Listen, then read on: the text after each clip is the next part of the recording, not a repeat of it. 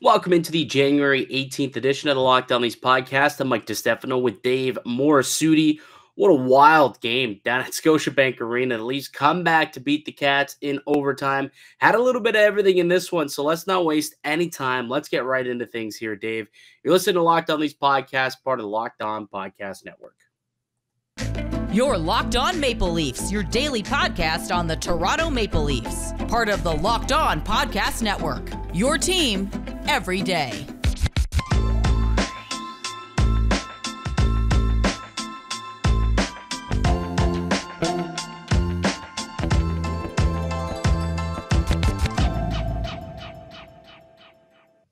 Hello and welcome to the Lockdown Leafs podcast, one-stop shop for all things Leafs. I'm your host, Mike DiStefano from TSN 1050 Toronto Radio, also known as Al's brother on TSN's Overdrive at TSN 1050's Leafs Lunch. Joining me, it's my co-host, Dave Morassutti from Sportsnet, also a writer for the NHLPA. Lockdown Leafs is a daily Maple Leaf-centric podcast, so be sure to subscribe for free. Wherever you get your podcasts from, you can also catch us up on YouTube. Search up Lockdown Leafs on YouTube, hit subscribe, and get daily content delivered directly to you Monday through Friday. It's all Leafs all the time here on the Locked On Leafs pod. This was a crazy game. Like, honestly, I tweeted out in the second period, said this game is drunk. And then the third period, it just got even more drunk. Like, it was just absolute madness. And the Leafs with a big comeback victory, down 4-2, come all the way back to tie it, and then win it in overtime 5-4. There were big skirmishes and scrums. You had Leafs sticking up for each other. You had some depth scoring. You had the big boys going. Matthews and Willy got some goals. You had Marner on the stat sheet. There was a penalty shot, coaching rants, post-game, goalie pulls. Am I missing anything? I mean, there was legitimately so much that went into this game. That might have been the most, like, in terms of like entertainment, maybe the most entertaining game of the season so far for the Toronto Maple Leafs. Yeah, I think that's pretty, especially because they got the win. I think if they lost, that helps. Yeah, I definitely don't think I definitely don't think people would call that entertaining if the Leafs had lost that game. But yeah, I think the big thing about this game, it was looking very ugly. And you pull the goaltender, and you're just like, maybe it's just not their night. And what the Leafs do, they do what I don't. Sometimes they can pull it off where they're down and they're like, they find a way to get the win. Find a way to come back. Other times, like, they're down. I think of like the Seattle game. It's just like, just not our night, kind of packed it in. But I like the fact that they didn't pack it in, because at this point of the year, every point matters. Even if they had lost in overtime, getting a point in that game was crucial. And I felt like they definitely did deserve to get the result they got. Yeah, I think like the difference between that and the Seattle game was Seattle was like a worthy competitor. Like they're like, but Toronto, it legitimately felt like Toronto was in full control of the game. There was just some, Matt Murray didn't have a great night. He allowed 4 goals on 8 shots. He gets the yank, and then Ilya Samsonov comes in, and I guess it was a revenge game for him. I don't know if you saw the comments post game, but he's like, yeah, they eliminated me from the playoffs last year when I was with Washington, so it was a little bit of a revenge game. So to get that win and to play well against the Panthers, there was just a little bit extra for him. And it also keeps his strong home streak intact. I think he's like 10-1 or 10-1 at home this year. It's quite incredible, actually, his home record. But like outside of those goals, which really we could talk about them in a minute, Toronto was in pretty full control. Like, they didn't allow a whole lot to Florida, I would say, and for the most part spent a lot of the time in the offensive end and had a lot of really quality looks at the net too. Like, that game could have easily scored 4 or 5 goals in that first period if Bobrovsky wasn't, playing up to his elite status that he's able to do, and which he did earlier in this game. Yeah, that was the big part for me, is that, you felt like as long as they continued to get their chances, something was bound to happen. Like, Bobrovsky was good, but we know that Bobrovsky has had his issues being consistent start to end of a game. Like, Florida has always had good starts. They get a lead, and then they always struggle to keep the lead, right? Yeah, did you see that stat? In the like at the start of the third period, or it was at the end of the second period. It's like they're plus whatever in the first period, plus in the second period. And then the third period, their goal differential was minus 19. So they've given up 19 more goals than they've scored in the third period. And guess what I did as a degenerate bettor the second I saw that statistic? You hammered that which one did you hammer? What did you hammer? Oh, I hammered the Leafs money line. I hammered the Leafs money line. I think it was like plus 230 at the time. And I hammered that bad boy and it paid out. And then again, they did struggle in the third period. Like Toronto was all over them in the third. I mean, there was a lot of penalties. I think maybe that's where we can transition into like the game was barely played at even strength. There was only 43 minutes of 5-on-5 hockey in this entire game. Only 10 minutes of 5-on-5 hockey in the second period. Like, how insane is that? It's because when I was looking at the stats at the end of the game, and you try to look at the stats at 5-on-5, and you're just like, but like there was so much time spent not at 5-on-5 that you can't just look at the how a certain player performed at 5-on-5. That's just how this game was. And I always love listening to Paul Maurice post game. That guy is just a treasure, especially after this game. Did you want to pull up some of the comments and discuss some of the comments that are made by Paul Maurice? I mean, I'll be honest, like there were a couple of calls that were bizarrely ticky-tacky. Like I didn't think that Radko Gudas hit was charging. I thought that was a pretty clean hit, to be honest, on Pierre Engvall. But I mean, they put him in the box and they end up getting the Matthews goal out of it to make it 4-3 and kind of give him that spark heading into the third period. So like I would rightfully be pretty upset with that one. There were a couple other calls throughout the game that they probably were really upset about. Like just the entire game was played shorthanded for one team or the other. It's just I don't know, but like so I heard a lot of people complaining about officiating. But when you're watching a game, what do you think makes you more upset, Dave? Ticky-tack calls or non-calls? Non-calls.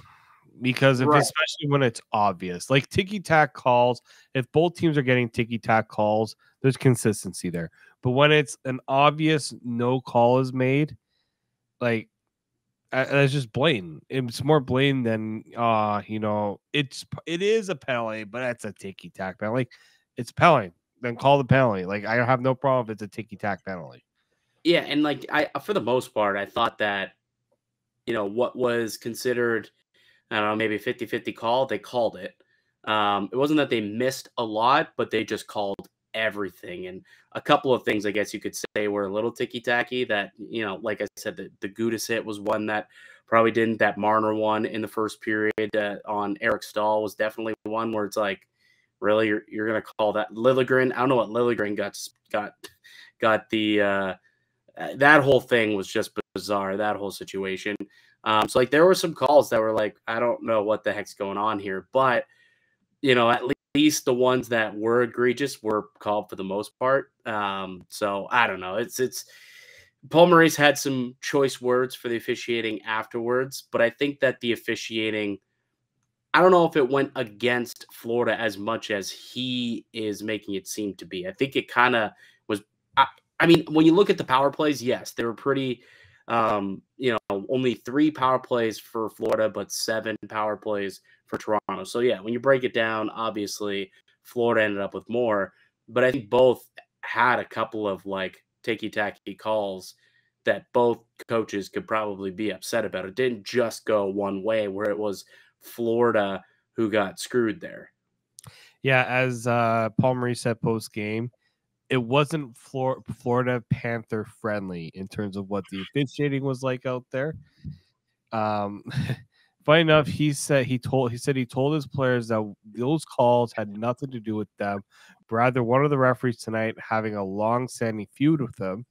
And then it was Jacob Stoller on Twitter who actually found footage from 2016, or was shown footage from 2016 of Maurice getting ejected after getting into it with Francois Saint Laurent, who was one of the referees tonight. So it's funny. He's just like one of the referees, and it takes 2 seconds to figure out who exactly he's talking about. I like how he's trying to be like all sneaky about that. And then He's still going to get that guy's gonna get fined for sure. Yeah, I think that's worthy of. I mean, if it doesn't, then Sheldon Keefe's going to be like, so what exactly constitutes a fine from the league when it comes to officials? But he also, Maurice, at first I had to like read this a couple of times to make sure I understood him correctly. So I'm going to actually pull up this tweet just so that our viewers on YouTube can see it. He had this to say as well about the overtime loss. Lots of energy, excitement, profanity. They flew us out to the West Coast, flew us back home, flew us back, flew us home, flew us up here, and back to back us. And then they threw those 2 guys at us. I think we hung in there pretty good. I'm proud of our group. He did not mince his words one bit. No, it's a shot at the schedule maker, I guess, sending him out to the West Coast and then back at a game in Florida. They were in Buffalo last night and then up in Toronto today. So I think I did look. I think this was their 4th game in 6 nights. So, Toronto was in that situation last week, right? When they played, I think the Detroit game was like their 4th game in 6 nights or something like that. And, in that aspect, yes, I think Florida could be happy with the fact that they were in this game and were able to get a point out of it, but not happy at how it happened. A couple of power play goals and a comeback. You're leading 4-2, and then you kind of let things get away from you a little bit, and you give the momentum back to the Maple Leafs, and then it kind of tilted in their favor for basically the whole third and then into overtime. I don't even think they got a shot in overtime. I think it was pretty well all Toronto once they got there. So, yeah, I think that Paul Maurice probably a little cheesed at the officiating and the amount of calls that went against his team. But I guess he's happy that he was able to pick up a point against the Toronto Maple Leafs, who's a great team. Like, that's a good quality win. You come into Toronto, a team who plays really well at home, on home ice, and you're able to take away a point, So I think if you would have asked him, 3 days ago, hey, if you can at least get a point out of Toronto, would you take it? He'd probably say, well, we'd rather 2, but if we can get 1, I think that's not too bad. So it's probably the way that he's looking at it. Happy with the effort his group gave. Just, the guys in the stripes didn't do him any favors. Matt Murray allowed 4 goals on 8 shots. It was highlighted in the broadcast quite a bit about how all these shots are coming in high glove. And we know that's been a situation for him coming from Ottawa. That was what our pals at Locked On Sens talked about. Murray's got an issue with that high glove. And he said that's kind of one of his big downfalls. He keeps that glove too low. He doesn't raise it for some reason. It acts like he's got a 10-pound weight in there, and he keeps it low, and then he can't get it up to make the save in time. A couple of times he was caught again today. And then Elliot Friedman, I don't know if you want to break it down a little bit more, but he was talking about how I missed the pregame, but I heard it at him referring to it in intermission, talking about how he's got a little bit of a lean to his blocker side, which may be opening up that glove side, because when he's leaning this way, it's, moving him because he's turning or something. It's showing a little bit more net. Square to the puck. And it kind of takes him a little bit out of position too, because now he's opening up a lot more room on that glove side for a player to come in and shoot on him. So here's my thing. Actually, go ahead. Well, I'm looking at those goals scored tonight, like the Verhaeghe goal. He didn't track that one properly, and that obviously you see the glove is low and Verhaeghe went up high. He misses it. The Mahura goal, again, that's a very similar one where it's clear he wasn't tracking that to go as high as it did, and it did. But the other 2 goals, like the one Barkov scored, that was blocker. That's a perfect shot. Not many goaltenders are really saving that one, in my opinion. And then the the rebound off the breakaway goal, that's just, you make the initial save and the other guy just beats you off the rebound. Yeah. But yeah, like those 2 goals, like the 2 goals where he was beat clean. Yeah, you could see that there's a bit of work there that's going to have to be done on that glove side. And so my only thing about that is like, so if this was brought up pre-game, clearly somebody noticed this. Yeah. How is Curtis Sanford not the first person to notice this as the goaltending coach and say, hey, you're kind of leaning a bit here. Let's make sure that we get you square. Like that's got to be the number one thing that these guys are going to have to be doing in practice. Now it's an off day tomorrow on Wednesday, so there will be no practice. I'll be curious to see who gets that start against Winnipeg on Thursday, just because they both played tonight. But, I wonder if that's something that they're going to want to work on and get a practice, at least one practice of that. Like, hey, let's get you going square, and let's make sure that you're not leaning, to your blocker side, leaving yourself exposed a little bit top shelf, because that's where a lot of these goals have been coming from.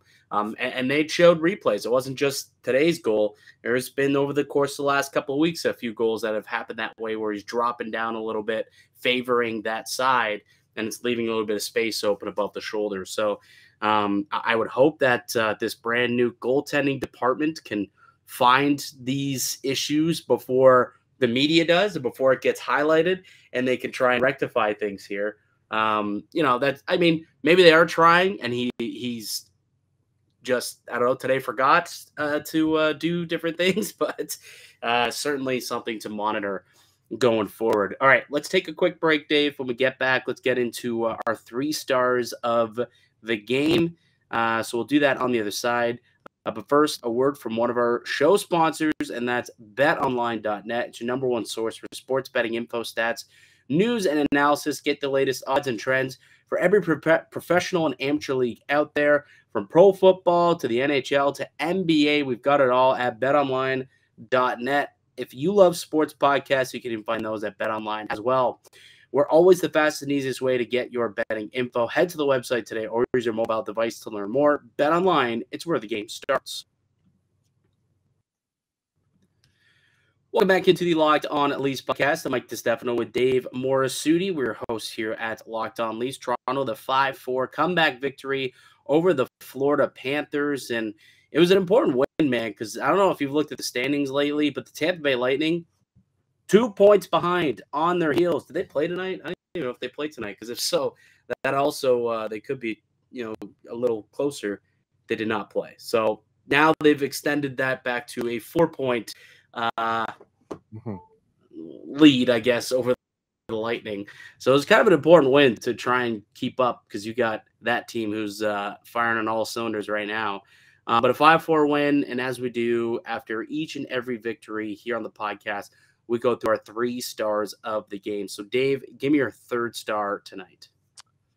I'm going to give it to Morgan Rielly. Nice.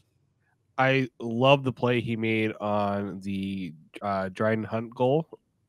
Those are the plays Morgan Rielly is supposed to be making as the offensive defenseman that he was signed to be. So that, considering the last few days we've talked a lot about Morgan Rielly, I thought it was nice to see him kind of step up with a nice play like that. And, he wasn't terrible tonight. I didn't really know, didn't really hear his name being spoken a lot in terms of his game. And I guess part of that has to do with the pairing with Timothy Liljegren. Yeah. Yeah. And prior to the game, Sheldon Keefe was speaking with the media and had said, we got him with Lily. We think that Lily can help stabilize him a little bit. And I think you're right. I think that happened tonight. It was very quiet for them. They were both Morgan Rielly was on the ice for 10 shots at 5-on-5, just 5 against. So, 66% shot share while I was out there on the ice, 62% expected goals, and 10 scoring chances in his favor while he was out there tonight. So, that was Liljegren, 10 scoring chances while he was out there. Hold on. Actually, yeah, no, same, because they played together. I don't know why I was looking at that differently. They played together, so that makes sense. But they did have a lot of defensive zone starts, and they still were able to have those favorable matches. Only 45% of their zone starts from the offensive end. So 6 D zone faceoffs for them tonight, and they were still able to come up on the positive end of things more often than not. So certainly a good sign for Morgan Rielly, who has kind of been the whipping boy a little bit. I had him as my 2nd star of the game. I for the same reasons that you did. He made that really nice pass I thought that he was just played a simple game, a clean game, cut down on those turnovers, which were costly the last time that he was out there against the Boston Bruins. But overall, like, he was just a horse tonight. Played 24 minutes, 44 seconds, and ended up with an assist, had a block, a hit. So he was kind of out there doing his thing, looking more like the Morgan Rielly that we've come to know and love. He looked like he was skating a little better today too. So hopefully that can get him going on the right side. So that was my second star. But as for my third star, I actually gave it to Ilya Samsonov. I know he only came into the game like halfway through, but he was perfect tonight, right? Like he was really dominant once he got in there. He didn't have to make too many like 10 bell saves, but he did have to make that one in the third period. I think it was on Gus Forsling, where he made that flash the leather a little bit. But 4 high danger saves is what he's been credited for in tonight's game. Stopped all of them, made 11 stops in total. 1.2 expected goals against. So he was plus 1.2 goals expected on the night. So it was just nice to see him get out there and kind of give this team a bit of a jolt and make the big stops, I guess, when they needed them. So I decided to give him the third star and came away with the win for Toronto. And that was kind of a big turning point, was changing up the goalie. I think that, and probably the skirmish with Auston Matthews, where Michael Bunting went and got into a fight, basically. That was another kind of turning point, I think, in the game as well. Yeah, I think, though, you look for, turning points. The goalie change definitely was one of them. I felt like Toronto. Sheldon Keefe, that was a calculated move. He said it was more so to try to get the team to turn things around. That worked. And it worked. Like, that doesn't always work, but at that time it did work for sure. Your first star of the game, mon frère. You mean my second star? All right, because I already did my second. So yeah, your second star. Auston Matthews. His third straight game with a goal. What a goal that was he scored. Like, I saw a really dumb tweet out there. I think it's Oilers Analytics or Oilers Lytics or something like that. This guy who constantly likes to. I feel like he's not an Oilers account. It feels like he just talks about the Leafs. He's just a troll. He's a troll. That's what we call those in the biz, Dave. Troll. Yeah. He said that he believes that Connor McDavid has developed a better shot than Auston Matthews. I found that to be quite a take to be made. Dumbest thing I've ever heard. Literally might be the dumbest thing I've ever heard. Look, Connor McDavid has been fantastic this season. No doubt about that. Auston Matthews still has one of the best releases and shots in the league. I don't even think that Connor McDavid has the best shot for a guy named Connor in the NHL, let alone best player in the NHL, Kyle Connor. But I digress. Yeah. So, he had 5 shots on goal. He had a goal in this game. He also had – it's not often that you see Auston Matthews, like, lead the forwards or among one of the forwards leading in 5-on-5 ice time. He was just behind David Kampf in that regard. He was tops among forwards. Usually that's Mitch Marner that leads the way. David Kampf led all forwards in ice time? At 5-on-5. 5-on-5. Oh, 5-on-5. Okay. I wanted to make that clear. At 5-on-5, I believe it was Mitch Marner that led all forwards because Auston Matthews led all forwards by not that much, but him and Mitch were. But, he's bringing himself back. I mean, whatever was ailing him before, those 2 games off seemed to provide the rest he needed because he hasn't missed a beat since. Where's the play? I noted a defensive play that I really, really liked from Auston Matthews tonight. I'm trying to remember what it was. I think it was 4-on-4 when they were playing 4-on-4. Let me see if I can. Yeah, it was in the third period. No, wait, where is this? Was it in the first period maybe? Yes. So it was in the first period, actually. Like, Rielly was in deep on a rush at 4-on-4, and the puck ended up going with the Panthers on the counterattack, and he ended up back-checking hard and ripping that puck off and negating the odd man rush and scoring chance and kind of turned the puck back the other way and got possession back for Toronto. It was very reminiscent to the play that he had made in Minnesota last year. If you recall, when we did like our goals of the year, when we did our year in review, I used that one because that was the play where that made me say, okay, this guy's on another level right now. He's the best player in hockey. He's going to win the Ted Lindsay. When I saw that play occur, I'm thinking to myself, okay, he's returning to form. Auston Matthews is returning to form. And then 5 shots tonight. He was, firing them on goal.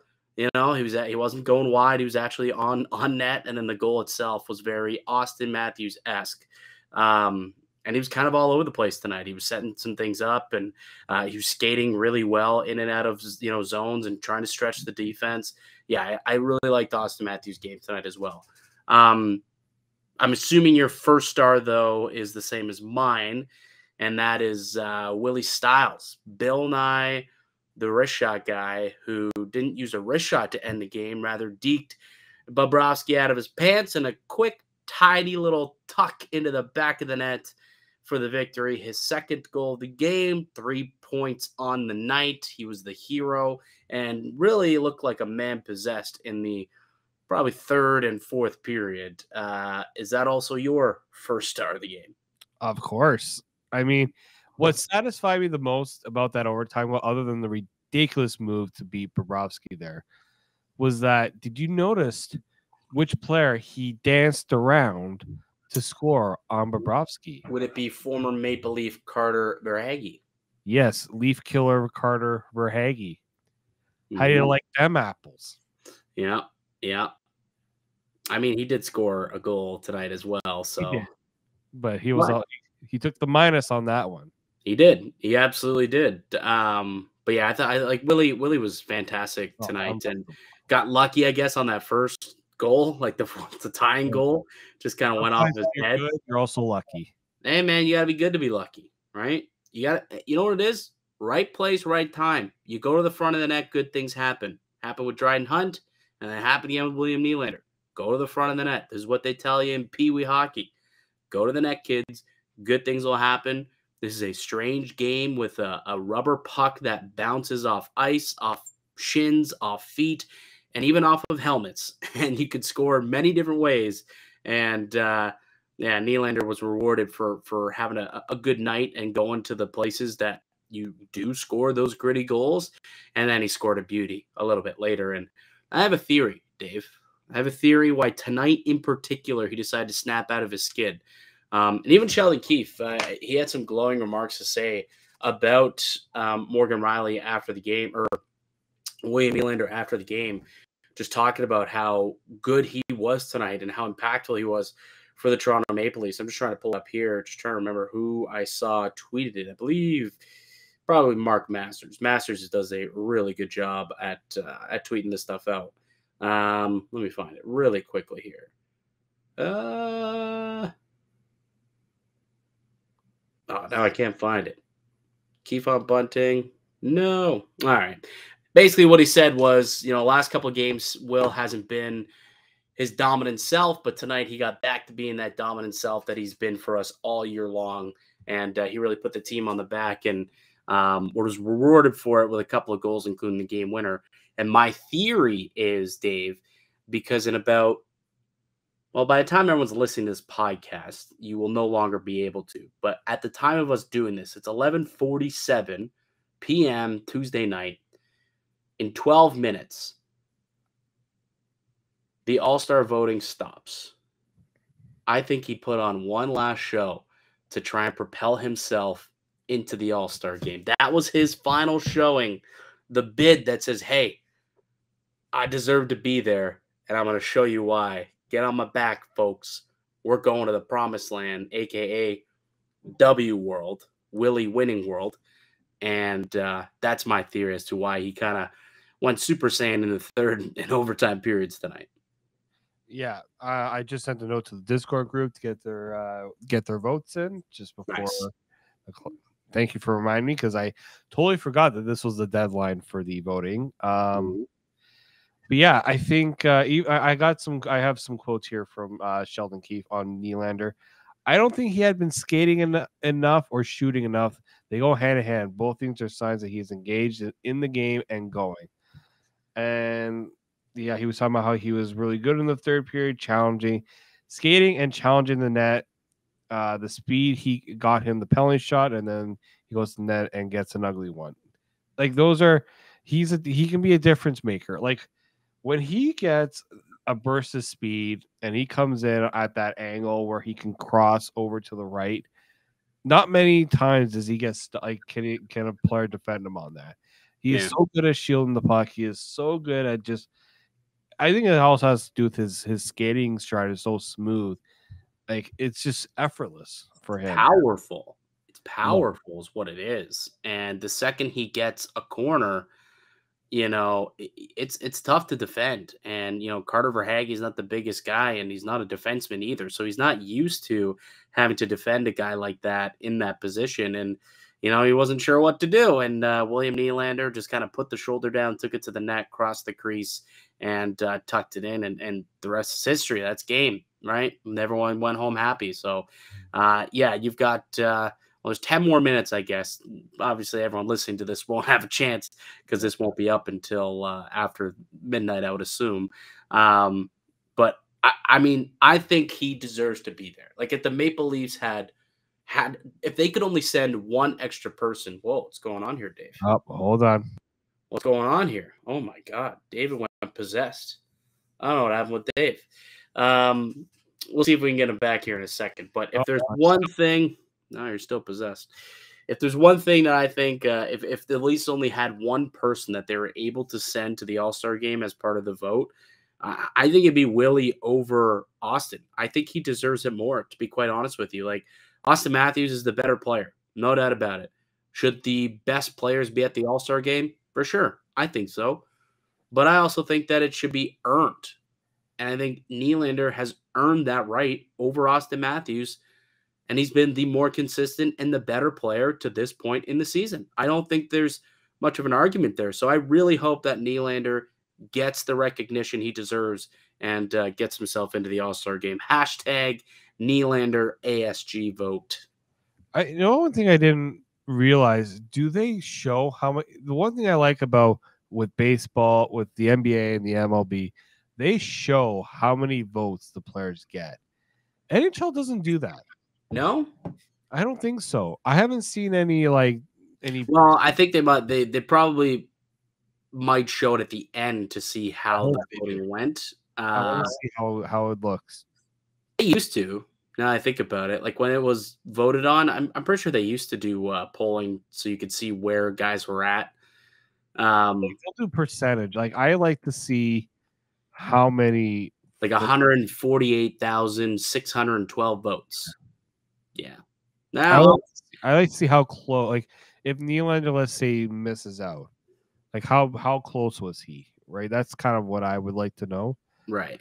But I'm just taking a quick look here at the All-Star voting, and I don't. That's probably part of the reason why my computer glitched.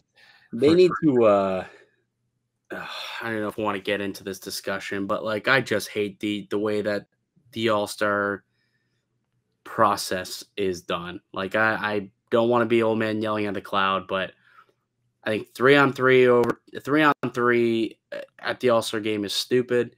I think it's not how the game is played.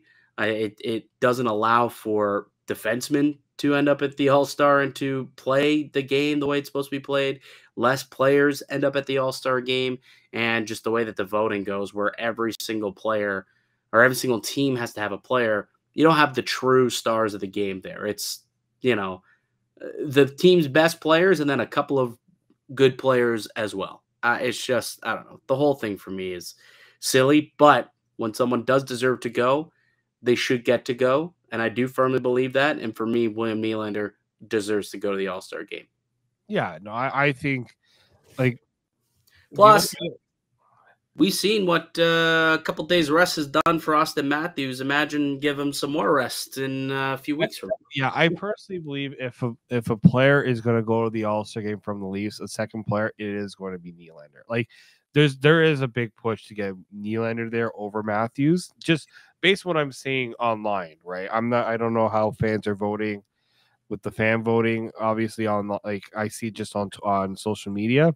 So I do think there is a big push to get Nylander there.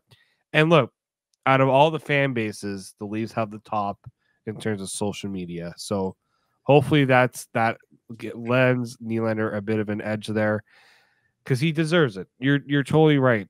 He's probably been, if out of all the Leafs players this season, I've been the most impressed with him. Yeah. Just because this guy, ever since he started, was drafted by this team, has taken a lot of flack, right? Oh, why didn't they pick Nick Ritchie? Right? I remember all that right from the start when he was drafted. Yeah, because right before, right? And then how, they picked another, skilled forward. He's dealt with a lot throughout his time with Toronto, the contract stuff. Everybody wanted him traded, right? Everybody wanted him traded for whatever they could get, right? Not me. I didn't want to trade him for JT Miller last year. I didn't say something silly like that. What are you talking about, Dave? Oh, geez, do I have to? Oh no, Mike.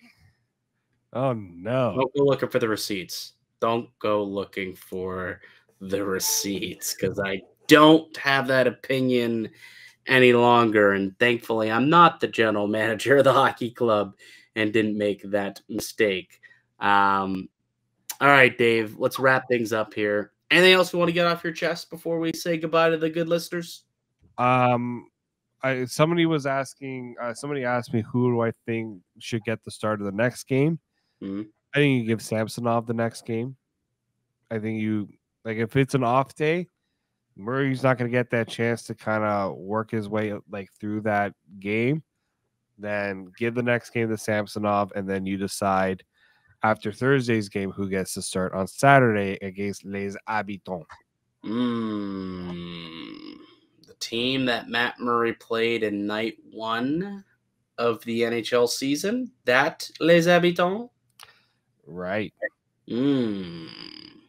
I think I am aligned with you in that thought process. All right. That'll do it for us here today on the podcast. Good, solid victory by the Toronto Maple Leafs. A fun game to watch and a fun game to kind of break down as well. Thank you, everyone, for listening and supporting the show. You can subscribe to Locked On Leafs podcast on all podcasts and platforms and receive daily Leafs content. Follow myself on Twitter at Mickey_Canuck. Follow Dave at D_Morassutti. We'll be back with another episode tomorrow. But until then, keep it locked right here on Locked On Leafs.